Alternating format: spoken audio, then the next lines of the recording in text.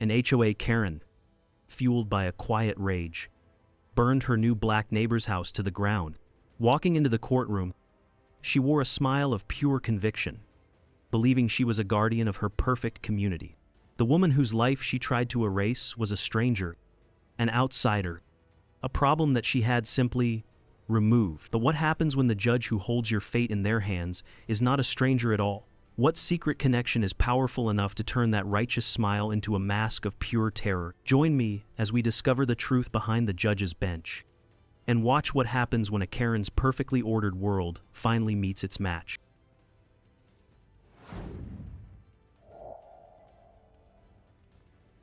A smile turned to ash. They say a smile can hide 1,000 emotions, but the smile on Eleanor Covington's face that Tuesday morning hid nothing. It broadcast everything: self-righteousness, contempt, and the unshakable belief that she was the righteous guardian of Oakhaven Point. In the hushed whispers of the neighborhood, they just called her the HOA Karen. She had burned a black woman's house to the ground, and now she walked into the courtroom as a martyr. Eleanor, however, had not anticipated one simple truth. Sometimes, justice is not an abstract concept. Sometimes, it has a face, a name, and a connection she could never have imagined. The air in the Beaufort County Courthouse was thick. It smelled of old paper, floor polish, and the quiet desperation of people waiting for something to happen. Eleanor Covington, age 64, was escorted to her seat beside her lawyer. Her posture was perfect. Her cream-colored wool jacket was immaculate, a stark contrast to the drab, functional surroundings. This was a place for lesser people, not for the president of the Oakhaven Point Homeowners Association, HOA. She scanned the gallery, her eyes briefly landing on a few familiar faces from the neighborhood. She gave them a small, tight nod, a nod that said, "This is all a terrible misunderstanding." Some of them looked away. They had seen that nod before, right before a fine was issued for an unapproved mailbox color. This was a formality. Her lawyer had assured her of this. They would sort it out, because in Beaufort, South Carolina, the Covington name meant something, and if that failed, the title of HOA president meant everything, at least inside Eleanor's head. She had simply been enforcing the bylaws, vigorously, protecting the community's aesthetic. From what? From an herb garden, apparently. The smile on her face was thin, confident. The smile of a victim, wrongly accused. The bailiff's voice boomed.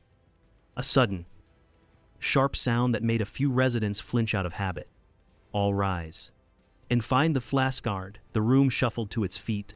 The heavy oak door at the side of the courtroom opened. A figure emerged. Tall, robed in black. The silence in the room deepened. It became heavy, tangible. It felt like the moment before Eleanor announced a special assessment fee at an HOA meeting. Eleanor stood, her hands clasped calmly in front of her. Her smile remained, a thin, unwavering line. Her eyes followed the robed figure as he moved with a quiet, deliberate grace toward the bench. He sat. He adjusted his microphone, the slight metallic scrape echoing in the stillness. And then he looked up. Eleanor Covington's world stopped. The air left her lungs in a silent, painful rush. The smile on her face did not fade. It broke. It shattered like fine china dropped on a stone floor, leaving behind a mask of pure, unadulterated shock. Her blood ran cold. The carefully constructed composure she had worn like armor for 64 years simply dissolved, leaving her exposed and utterly vulnerable. Because the man sitting on the bench, the honorable judge presiding over her arraignment, was Marcus Vance, husband of Dr. Althea Vance. The quiet, dignified man she sometimes saw carrying a briefcase out of the house she had turned into a smoldering ruin just 1 week ago. The man whose wife she had cited for non-compliant shrubbery. Her lawyer felt her tremble beside him. He saw her face drain of all color, becoming as pale as her wool jacket. He whispered harshly, his voice a dry rasp. "Eleanor, breathe." When maybe a foul into the Copperton passage to did have the one slipper happen, but she couldn't. She could only stare. Stare at the judge, whose expression was a perfect blank slate. There was no anger there, no hatred, only the cold, impartial steel of the law. It was a look far more terrifying than any violation notice she had ever written. Judge Marcus Vance struck the gavel. The sound cracked through the silent courtroom like a bone snapping. "You may be seated." They good and no expected it. He did not look at her again. His gaze was fixed on the document spread before him. His voice was steady, measured. Each word was a stone dropping into a deep, dark well. "Let the record show. Before these proceedings begin, this court recognizes an unavoidable conflict of interest." He said. He paused. In the gallery, a neighbor nudged another. A silent, "Here we go," passing between them. The victim in this case, Dr. Althea Vance, is my wife. We have comes with that and a wave of whispers, of gasps, rolled through the gallery like a sudden tide. It wasn't just shock. For some, there was a grim, undeniable satisfaction. The HOA Karen had finally picked the wrong house. Eleanor felt her knees buckle. She sank into her chair, her body suddenly weightless, defeated. Therefore, Judge Vance continued, his voice unwavering, "I am recusing myself from this case. Effective immediately. The case will be reassigned. This court is adjourned. Thanks for watching, Indenum Screet Minor." He struck the gavel one last time. He stood, and he walked out of the room with the same quiet dignity with which he had entered, leaving a shattered woman and a stunned courtroom in his wake. The entire event had lasted less than 3 minutes. But for Eleanor Covington, her life was over. The smile was gone, replaced by the cold, hard ash of reality. To understand that moment of shattering, to see the cracks beneath the foundation of Eleanor Covington's righteous crusade, we must go back 6 months, to the day Dr. Althea Vance first believed she had found her final sanctuary. She had no idea she was stepping into the heart of a quiet storm, governed by the ironclad rules of an HOA that, for its infamous president, was more sacred than the law itself. A fragile sanctuary. 6 months earlier, the air in Beaufort hung heavy and sweet with the scent of jasmine and salt marsh. Dr. Althea Vance, age 58, moved through her new home with a quiet caution. It wasn't just the unfamiliarity of the old house. It was a caution that lived deep within her. She moved like a person, afraid of breaking something invisible. Each box she set down, she placed gently. Each step on the heart pine floors was measured. After a career spent holding lives together under the bright, sterile lights of a Chicago operating room, she now only wanted to hold herself together. In the quiet, this house, a 2-story antebellum home with a wide, welcoming porch, was meant to be a healing balm, a final destination, a place to outrun the ghosts of a malpractice suit that had, despite her exoneration, left deep scars on her soul. She unpacked a small box of medical textbooks, her hands tracing the faded gold lettering. She put them on a bottom shelf, out of sight. That life was over. She was arranging a collection of potted herbs on the front porch when a shadow fell across the steps. Althea looked up. A woman stood on the brick walkway. She was slender, dressed in a crisp linen dress, her silver hair pulled back in a severe bun. In her hand, she held a leather-bound book. "Good afternoon," the woman said.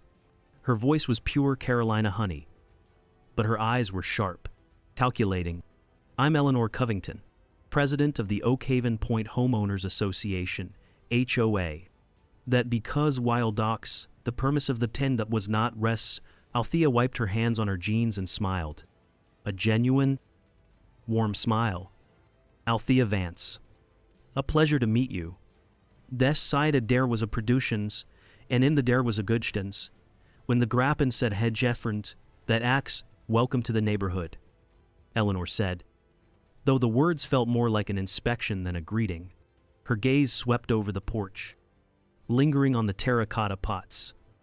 "We're so glad to have the house occupied again. It has such wonderful bones. Thanks for watching in the dog rounds or look of graded for miniscence." She took a step closer, tapping the leather-bound book. "I just wanted to drop by and provide you with a copy of our community covenants. The HOA takes great pride in maintaining the historical integrity of Oakhaven Point." Her eyes landed on the rosemary bush. These herbs, for example, while lovely, they are not quite in keeping with the approved antebellum aesthetic. The guidelines specify indigenous ferns or flowering perennials only. Whatever once backed in the practice, Althea's smile tightened just a fraction. She looked at her small, harmless pots of basil and rosemary, a little piece of her old life. Oh, I see. As the wands 5, and that me, and the shutters, Eleanor continued, her voice still sweet. The color is listed as Charleston green. The approved shade is actually historic Charleston green. It's a subtle difference, but it's an important one. Thanks for watching. She was all the action Seaver. So it's. Althea felt a familiar knot tighten in her stomach. The feeling of being watched, judged. The feeling she had moved 1,000 miles to escape. The impulse to argue, to defend her simple choices, rose up in her, but the ghost of Chicago whispered louder. Don't make waves. Don't draw attention. Of course. Althea heard herself say. Her voice was placid. Agreeable. Thank you for letting me know. I'll take care of it. I still tems of that. Eleanor's thin lips curved into a satisfied smile. Wonderful. We are a community of rules. Dr. Vance. It's how we preserve our way of life. She turned and walked away. Her back ramrod straight. From her porch, Althea watched her go. She felt a profound sense of weariness settle over her. Across the street, a man sat on his own porch, a book resting in his lap. He was older, with a military straight posture that even retirement couldn't soften. He caught her eye and gave a slow, deliberate nod. It wasn't friendly. It wasn't unfriendly. It was simply an acknowledgement. That was Colonel Sam Taggart, a man who, she would learn, saw everything. Just then, a county sheriff's car cruised slowly down the street. The officer behind the wheel, a man with a familiar, comfortable face, slowed as he passed Ellen. He raised a hand in a cheerful wave. Afternoon. Ellie, he called out. Eleanor turned, her entire demeanor softening as she waved back. Hello. Frank, keeping us all safe. I see, that was Deputy Frank Miller, part of the town's old fabric. As Althea watched him drive off, she overheard two women walking their dogs down the sidewalk. They spoke in hushed tones, glancing toward Eleanor. Another inspection from the Queen Bee. One of them muttered, Honestly, this isn't a neighborhood. It's a kingdom. A kingdom run by an HOA Karen.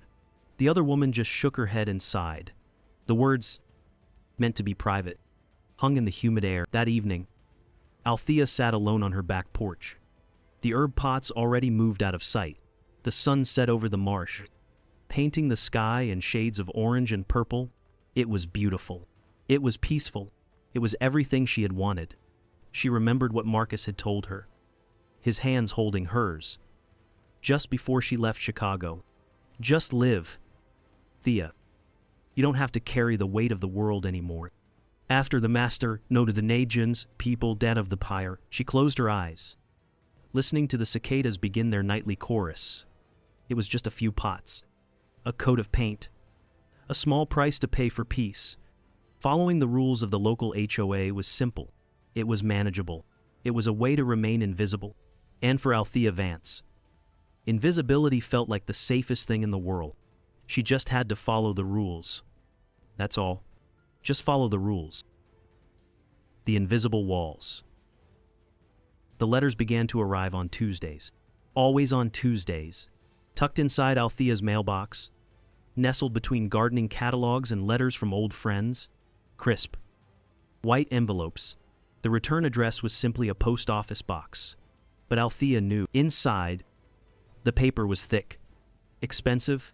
The words were polite. Chillingly so. A friendly reminder from the Homeowners Association, HOA. The first letter was about the grass. Section 4. Article B of the bylaws clearly stated a maximum height of 3 inches. Hers was measured at 3.5 inches near the old oak tree. The second letter, 2 weeks later, concerned the parking of a guest's vehicle. A dark blue sedan had remained on the street for more than the allotted 6 hours. Violation. The third letter was about the music, the faint sound of a saxophone from a Miles Davis record, drifting from her screened-in porch after 9 p.m. A disturbance of the neighborhood's mandated tranquility. Each letter was a small, precise cut, a paper cut on the soul. Each one ended with the same phrase, typed in a neat, clean font. Compliance is appreciated. It was not a request. It was a command, wrapped in the guise of Southern civility. From the window of her late husband's study, Eleanor Covington watched. She saw Althea retrieve the mail. She saw the woman's shoulders slump, just slightly, as she read the letter, and Eleanor felt nothing.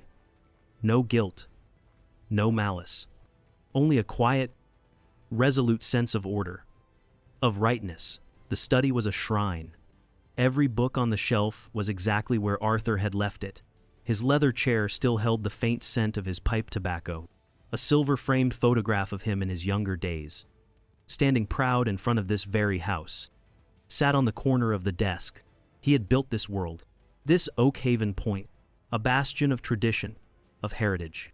He had fought to keep it pristine, unchanged, and now he was gone. But Eleanor was still here. She was the keeper of his legacy. She looked out the window again, at Dr. Althea Vance. The woman was tending to her roses now. A stranger, a successful black woman from a loud, chaotic northern city. A surgeon, someone used to giving orders, not taking them. To Eleanor, Althea wasn't a person. She was a symbol of everything that was encroaching on Arthur's world. The slow, creeping tide of change that threatened to wash away everything he stood for. Every letter she sent, every rule she enforced, it was a prayer, a desperate act to hold back that tide. She was not being cruel. She was being vigilant. She was protecting a memory. That Saturday, the phone rang in Althea's kitchen. It was Marcus. His voice, usually a warm, steady anchor, filled the quiet room. "How's my favorite retiree?" he asked. Althea forced a lightness into her own voice. "Oh, fighting the good fight against overgrown grass and rogue jazz musicians. He would not about no Dallas, and they were rather." There was a pause on the other end of the line. A brief, judicial silence. "Another letter?" Marcus asked. His tone had shifted. "Just the HOA being the HOA," Althea said, trying to brush it off. "It's fine. I'll just cut the grass a little shorter." "One psalm and skein, Althea," Marcus said, and his voice was firm now, the way it got in the courtroom. "This isn't about the grass. You know that." One psalm and skein. She did know. She just didn't want to admit it. Admitting it would mean facing it, and facing it felt too much like her old life. The life of conflict, of depositions, of public scrutiny. "I just want peace, Marcus," she said, her voice quiet. "I don't want to make waves. I'll handle it. In the past the area is different." "By complying?" he challenged gently. "By letting her dictate how you live in your own home?" The unspoken tension crackled over the phone line. The difference between them, he was a fighter. She was just tired of fighting. The next afternoon, Althea was outside with a tape measure. She was measuring the decorative fence along her walkway. The latest letter had cited a potential height violation, 1/4 of an inch. She felt foolish, humiliated. Her hands, which had skillfully held scalpels and saved lives, were now trembling as she tried to read the tiny black marks on a flimsy strip of metal. "Afternoon, Dr. Vance.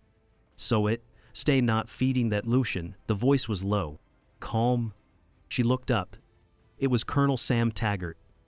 Standing on the edge of his lawn, he held 2 tall glasses of iced tea, condensation trickling down the sides.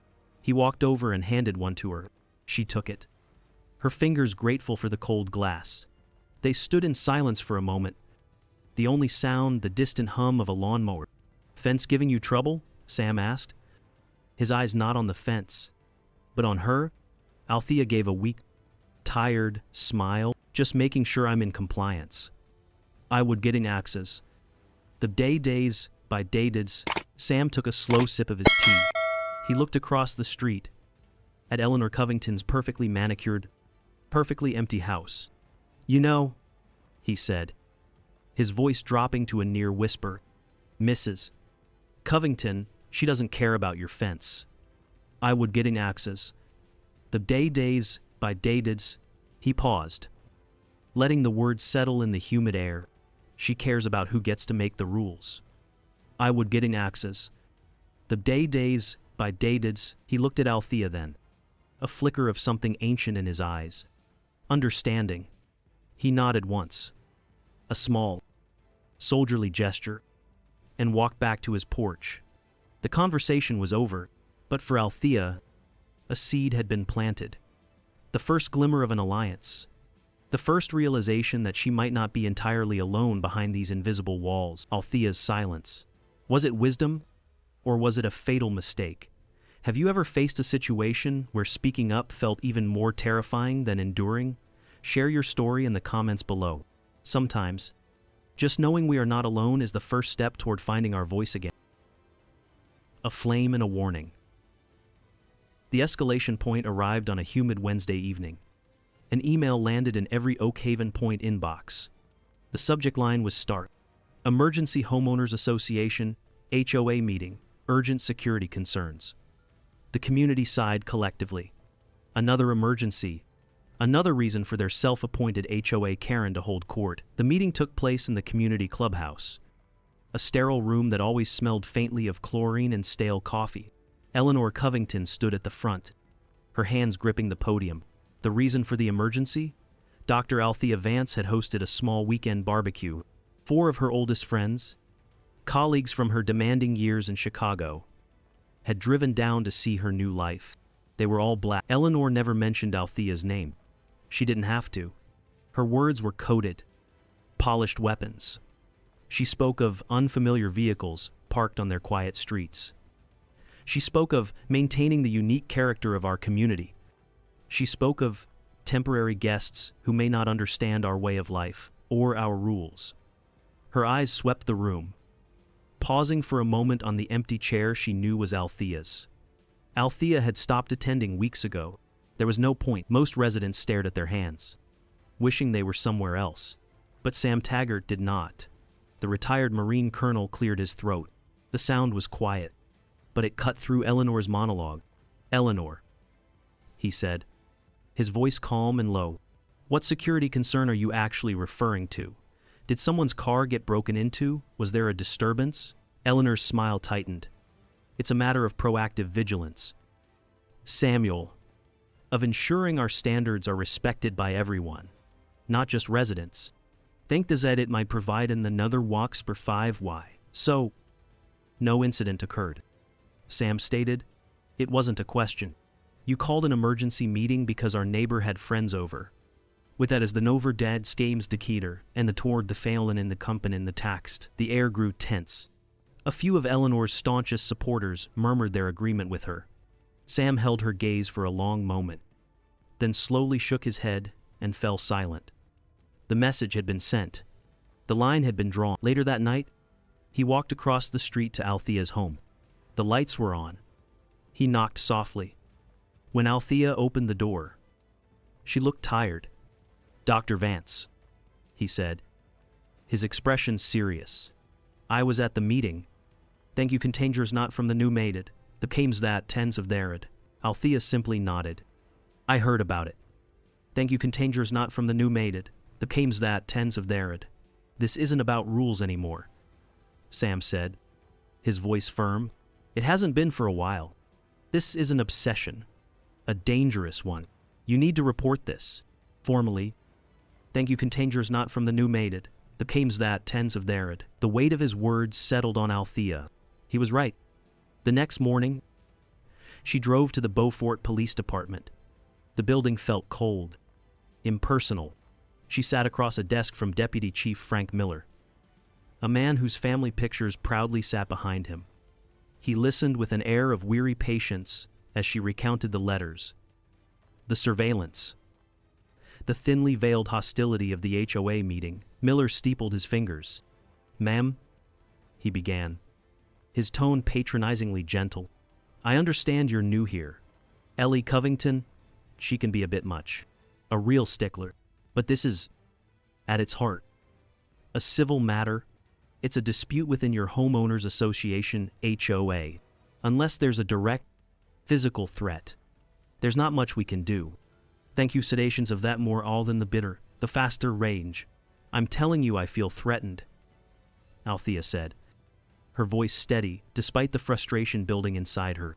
Miller offered a sympathetic shrug. I'll make a note of it. Maybe have a quiet word with her. But honestly, it's best to just try and get along. Thank you for watching. Models the Plays. Althea walked out of the station feeling a profound, chilling sense of helplessness. She had tried to do the right thing. She had followed the proper channels, and the door had been politely shut in her face. That night, sleep would not come. She lay in the dark. The quiet hum of the old house, a poor substitute for comfort. The ghost of her past returned, whispering in her ear. She saw the flashbulbs of cameras, the accusatory headlines, the faces of the lawyers who had picked apart her life on a witness stand. The fear from that time, a cold and familiar dread, wrapped itself around her. That fear was worse than her fear of Eleanor. It was the fear of being seen, of being judged, of having her life turned into a public spectacle all over again. I will do nothing, she decided. A silent vow made in the darkness. I will be quiet. I will endure. Eventually, she will move on. It was a catastrophic miscalculation. 3 nights later, Herr Dog, a gentle old Labrador named Buster, began to bark. A deep, frantic, guttural sound that was completely out of character. Althea's heart hammered in her chest. She got out of bed and went to the monitor for the security cameras Marcus had insisted on installing. The screen showed her backyard, bathed in the eerie gray-green light of the camera's night vision. And there, standing just at the edge of the property line, partially obscured by the shadow of a large oak tree, was a figure, motionless, watching the house. Buster's barking grew more frantic. The figure turned, and for a split second, Althea saw the distinct, severe profile of Eleanor Covington. Then, as quickly as she had appeared, she melted back into the darkness. Althea stood frozen, her hand over her mouth. This was no longer about rules. This was a violation, a final warning. And she was utterly, terrifyingly alone. The night of ash. It wasn't the fire that woke Althea. It was the silence. Her beagle, Jasper, was a creature of habit.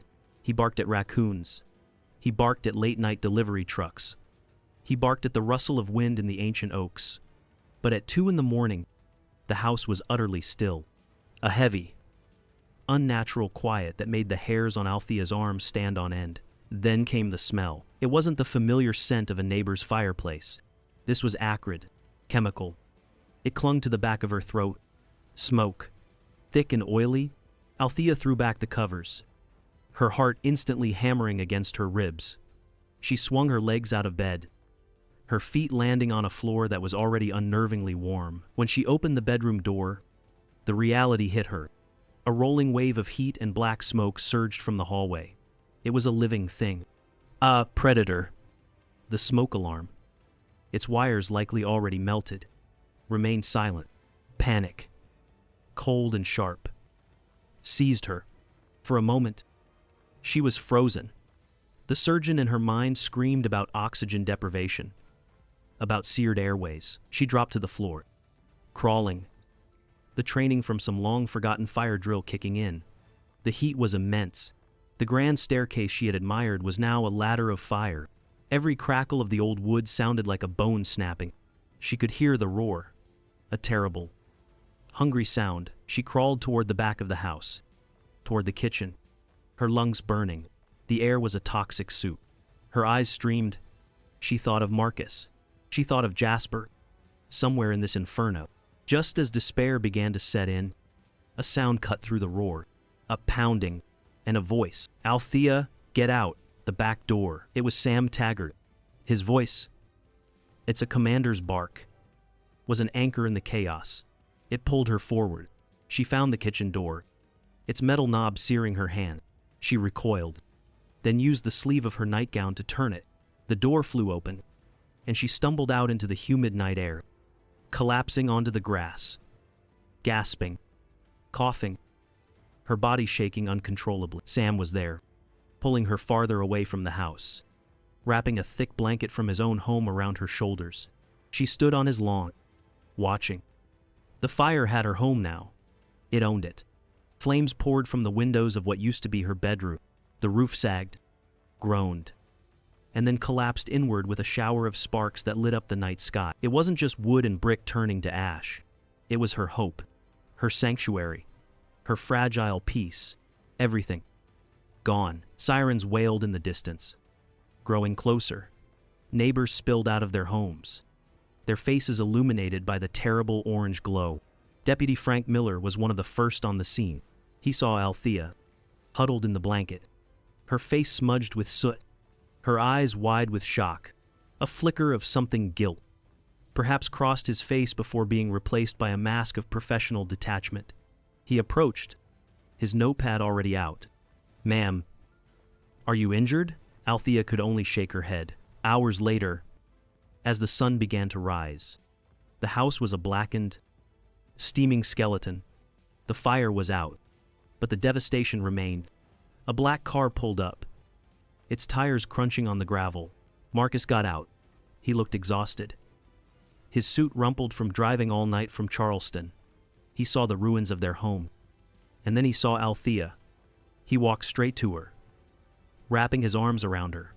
He held her tightly, and for the first time that night, Althea let herself break. She sobbed into his chest, the sound raw and broken. There were no questions, no recriminations, only the solid, unwavering presence of her husband.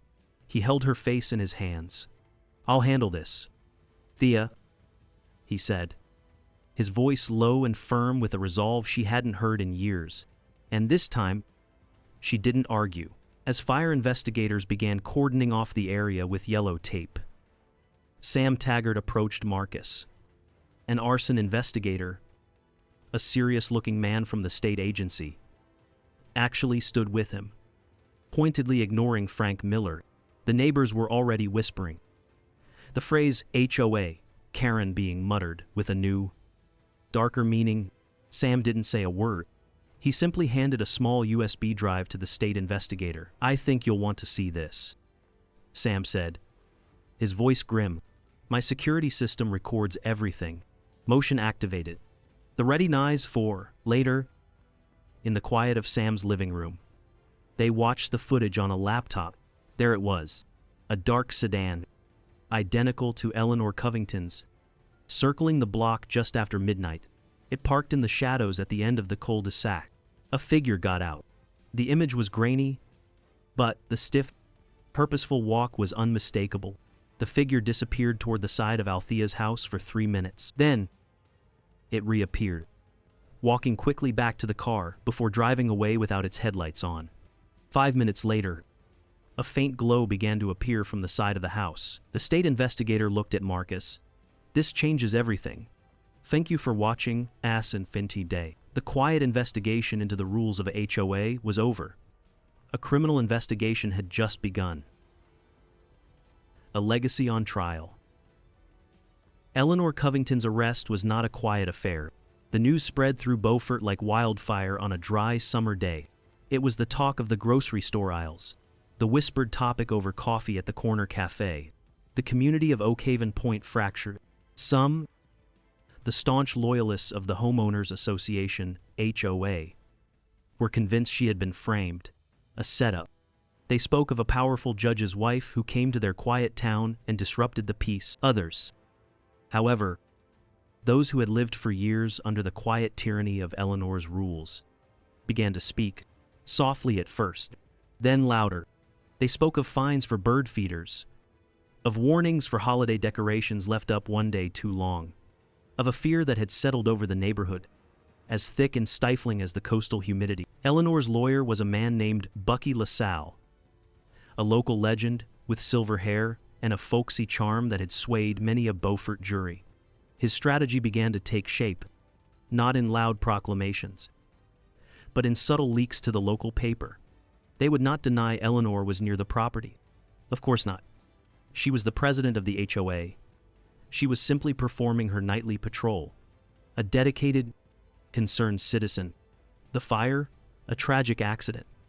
Coincidence. The real story, Bucky LaSalle hinted, was about the victim.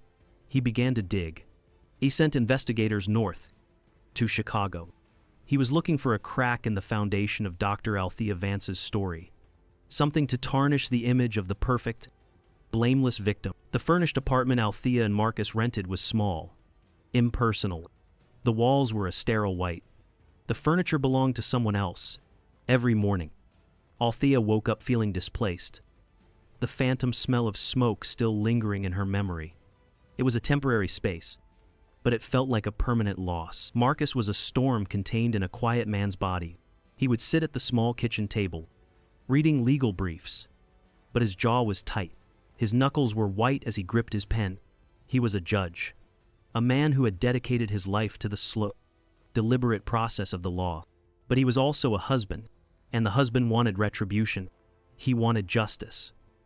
And he wanted it now. He had to fight against his own instincts every single day, reminding himself that the scales of justice had to be balanced, even for the woman who had tried to destroy his wife. The real battle, however, was taking place inside Althea. The lead prosecutor, a young, earnest woman named Maria Flores, had visited them at the apartment. She sat on the unfamiliar sofa, a thick file on her lap. "Dr. Vance," she had said gently. "Mr. LaSalle has filed a motion. He intends to introduce the details of the malpractice suit from Chicago into evidence. We's my will gain a down rumen." Althea felt the air go thin. That part of her life, she had buried it, encased it in concrete. Flores continued. "His argument is that you were under extreme emotional distress, that you moved here to escape, and that this conflict with Mrs. Covington could have somehow escalated from your side as well. Thanks for watching." Some seizing that is worded, and watching. It was a lie. A disgusting, twisted lie. But it was also a choice. "You don't have to testify," Flores said. "We have the video. We have other witnesses. But your testimony would be the most powerful. The jury needs to hear it from you. The decision is yours. Thanks for watching." Some seizing that is worded, and watching. The choice was a physical weight. Testify, and have the most painful chapter of her life dissected under the cold lights of a courtroom. Or stay silent, and let them define her. Let them paint her as unstable. Broken, she found herself walking, aimlessly, through the quiet streets of the new neighborhood. She ended up on a park bench overlooking the water. A few minutes later, a figure sat down on the other end of the bench. It was Sam Taggart. He didn't say hello. He just sat, looking out at the marsh, as if they were two old friends who didn't need words. After a long silence, Althea spoke, her voice barely a whisper. "They want to talk about Chicago. They were got a smart old fact, another workin'." Sam nodded slowly. He didn't ask for details. He looked down at his own hands. Strong, gnarled. "Years ago," he said, his voice a low rumble, "we were in a bad situation overseas. We lost a good man. The official story was one thing. The truth was another. More complicated. More painful. I had a choice. Speak up and risk my career, or stay silent and live with the lie. Their favor was the Mata King." He looked at Althea. His eyes were clear, honest. "I stayed silent," he said. "And I've carried that with me every day since. Sometimes, Dr. Vance, the only way forward is to walk straight through the fire, not around it. I have now prevented it. With attention beside the commandant," he stood up, gave her that same small nod, and walked away. That evening, Althea sat across from Marcus at the small kitchen table. She reached out and placed her hand over his. His grip was tight, a lifeline. She looked at him, her eyes steady for the first time in days. "Call Maria Flores," she said. Her voice was quiet, but it held the unbending strength of surgical steel. "Tell her I'm ready. It's sac and sitterance, and no BB1 steak, and then mass of the facet as Timinus. She took my home, Althea said, her voice clear and resolved. I will not let her take my truth. It's sack and sitterance, and no BB1 steak, and then mass of the facet as Timinus. The truth beneath the ash. The courtroom felt different now. The initial shock had settled into a heavy, watchful silence. Judge Peterson, a woman in her late 50s with a reputation for missing nothing, presided with calm authority. Althea sat in the front row. Marcus beside her, his hand rested lightly on her back, a silent, steadying presence. Across the aisle, Eleanor Covington sat at the defendant's table. The smugness was gone, replaced by a hard, defiant stillness. She looked like a queen deposed, refusing to acknowledge her fallen kingdom. The prosecution built its case. Brick by painstaking brick. Sam Taggart took the stand first. He spoke with the precision of a career military officer. He presented his security footage. He recounted Eleanor's escalating harassment. He described the culture of fear she had cultivated within the Homeowners Association HOA. He was unshakable. Next came Deputy Chief Frank Miller. Under a blistering cross-examination, his professional composure crumbled. He was forced to admit, his voice low and strained, that he had dismissed Dr. Vance's concern, that he had seen it as a simple HOA squabble, that yes, the Covington family's long-standing influence in Beaufort might have, unconsciously, factored into his judgment. It was a humiliating admission. Then, one by one, other neighbors were called. People who had lived in quiet anxiety for years. A woman testified about the fine she received for her grandson's brightly colored bicycle left on the lawn. An elderly man spoke of the threatening letters he got for planting roses that weren't on the approved list.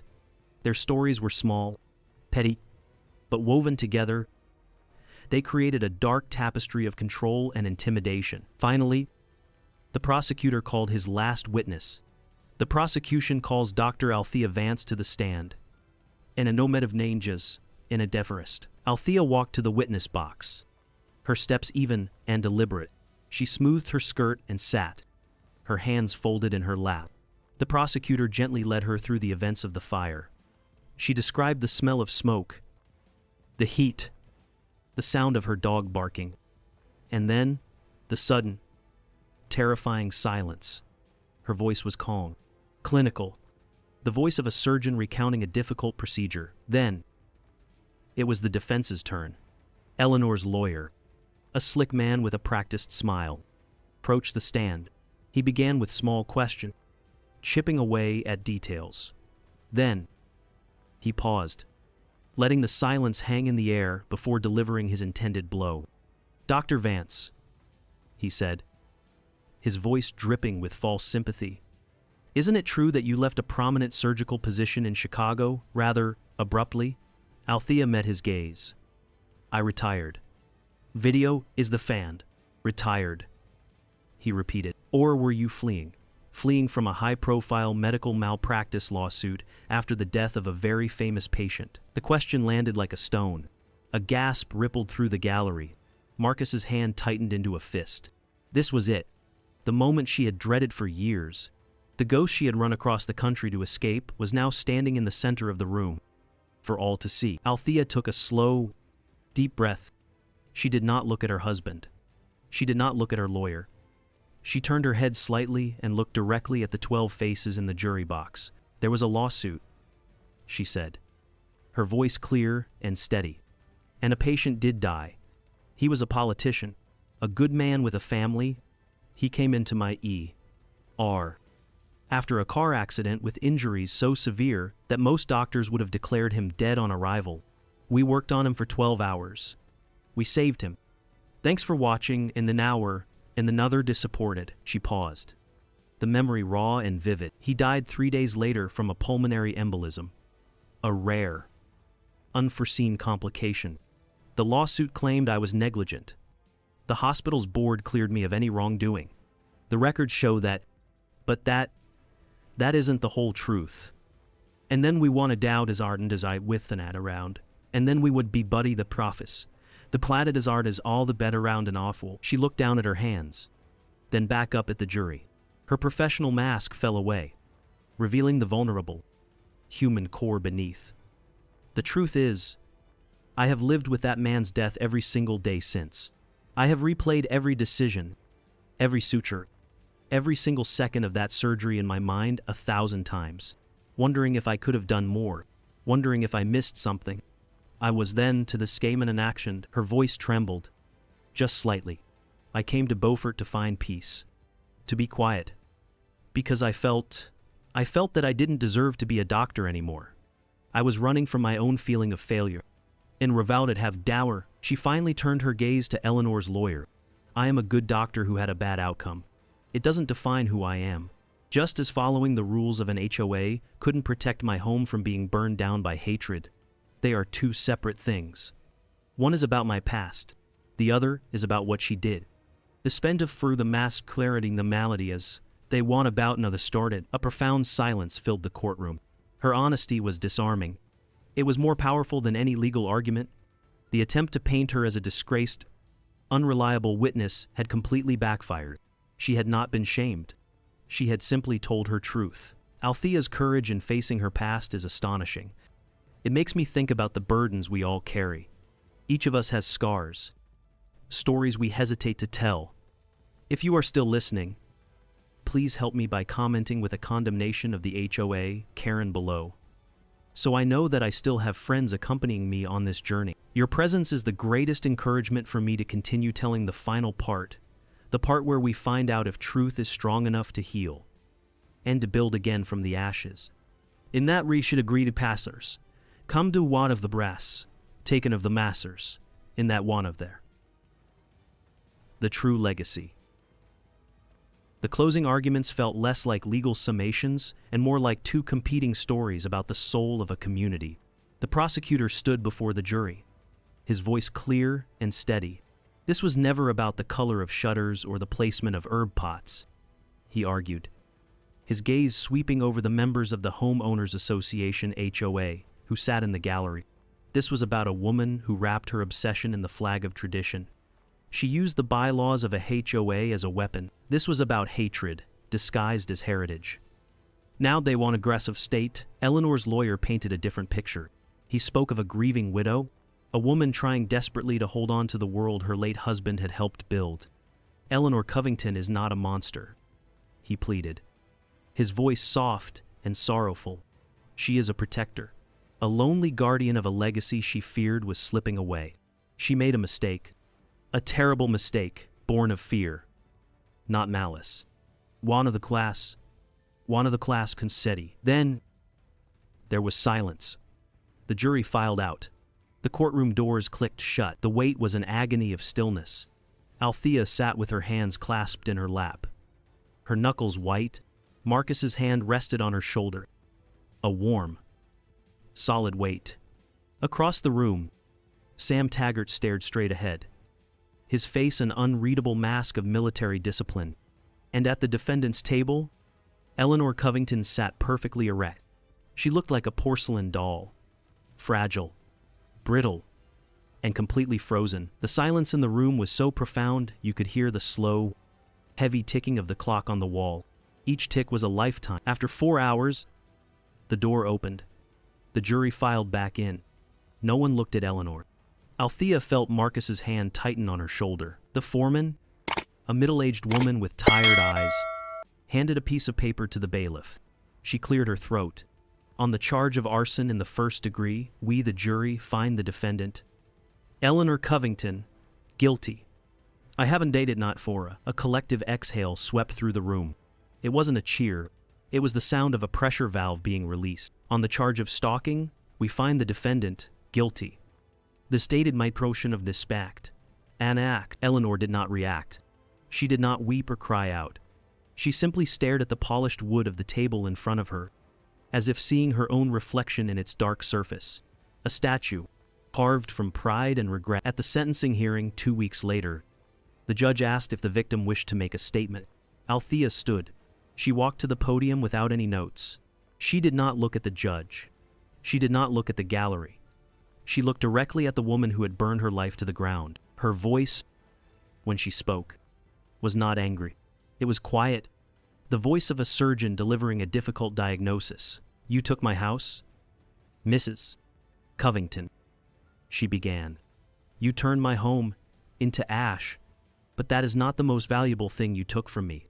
He has not be a section rapid the inestaf, and I hope to stay her in a desk." She paused, letting the silence hang in the air. "You took my sense of safety, the belief that four walls could be a sanctuary.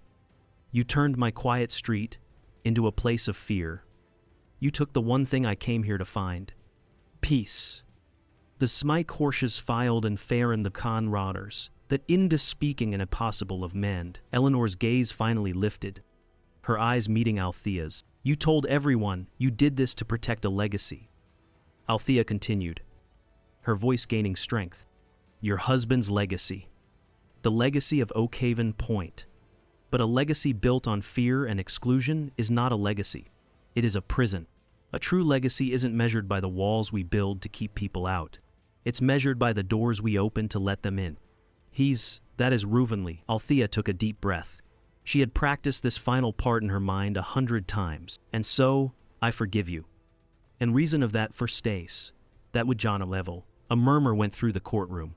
Eleanor flinched, as if the words themselves were a physical blow. "I forgive you," Althea repeated, her voice softening with a profound sense of release.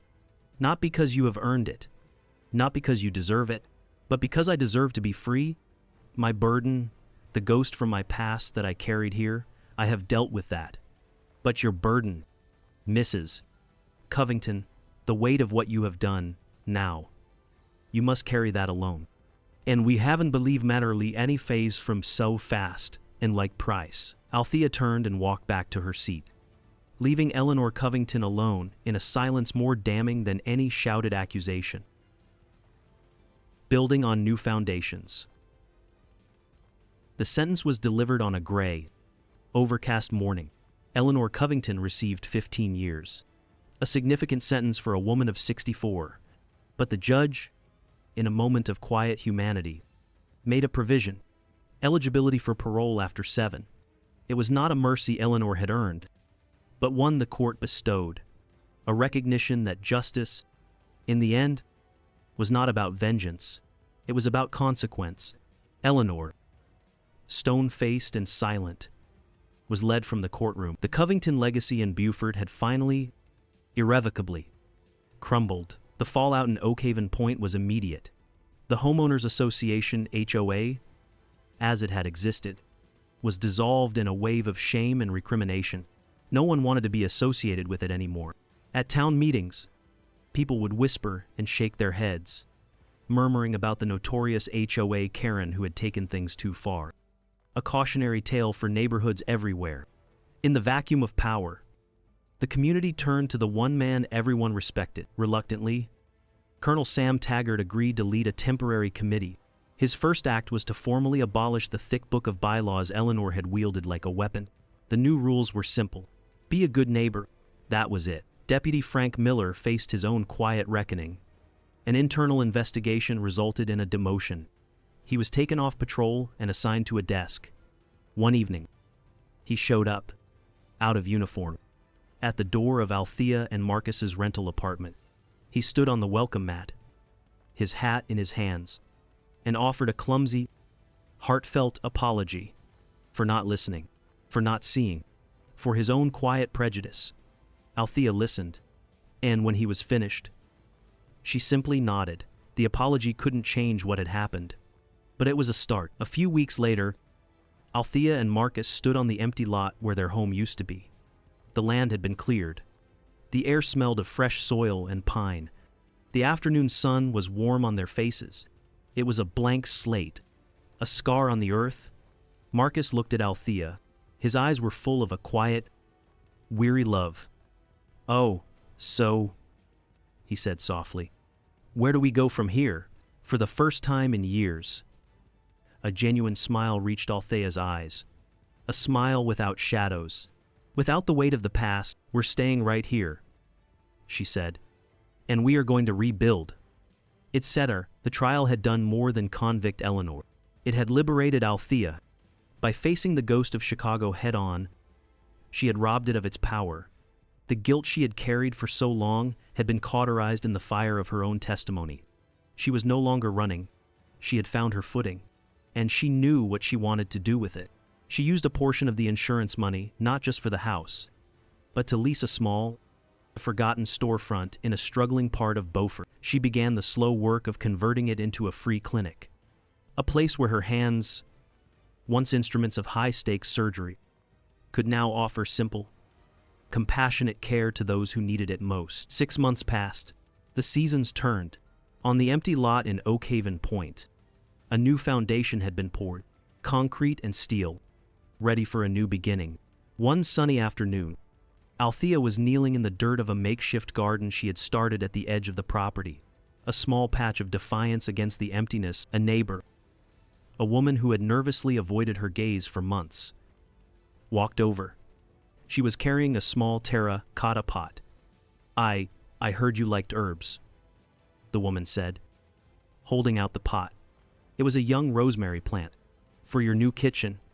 Thanks for watching, and we get not and ready happens. There more good becoming kinda down area."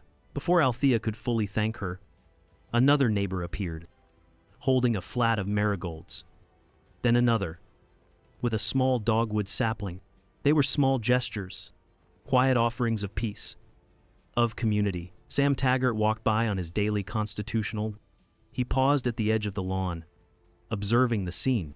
He looked at the new foundation, at the neighbors gathered around, at Althea, kneeling in the soil, her hands dirty, her face turned toward the sun. He gave her his familiar, respectful nod. "Looking good, Dr. Vance. What is a very days that take thee in the 16th?" Althea looked up at him. She looked at the faces of her neighbors.